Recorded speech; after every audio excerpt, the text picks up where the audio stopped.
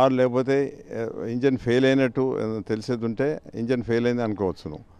కానీ ఇక్కడ ఏమైందంటే ఆ ఇంజన్స్ 2 ఇంజన్స్ ఫెయిల్ అయినాయంటే ఒకటేసారి 2 ఇంజన్స్ ఫెయిల్ అవటం మాత్రం ఈ హిస్టరీ ఆఫ్ ది ఏవియేషన్లో చాలా చాలా చాలా రేర్ అనమాట. ఇంతవరకు ఎప్పుడు కాలేదా? ఇంతవరకు ఎప్పుడు కాలేదు. అయితే ప్రొబబుల్ కాజ్ ఎందుకంటే అట్లా అయిందంటే వాటి యొక్క ఫ్యూయల్ కంటామినేషన్ తోటి ఫ్యూయల్లో ఏదైనా ప్రాబ్లం ఉంటేనే ఆ 2 ఇంజన్లు ఫెయిల్ అయ్యే ఛాన్సెస్ ఉంటాయి. ఇక్కడ కూడా ఉంటే ఆ పాసిబిలిటీ ఉండవచ్చును.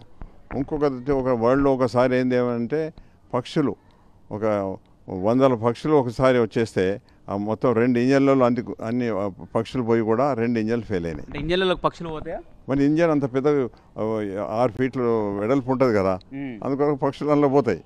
నేను కూడా ఒకసారి ఇక్కడ హైదరాబాద్లో బోయింగ్ ట్రైనింగ్ చేస్తుంటే ఒక పక్షి పోయింది. అయితే వేరే పైలట్కి ఎవరికి నేను ట్రైనింగ్ ఇస్తుంటున్నాం, ఆయన అన్నాడు సార్ బర్డ్ అన్నాడు. అంటే అది చూసినాను, చూసే వరకు అది దాదాపు నా ఇంజన్లో వచ్చేసింది. ఎందుకంటే ఎయిర్క్రాఫ్ట్ స్పీడ్లో పోతుంది కదా.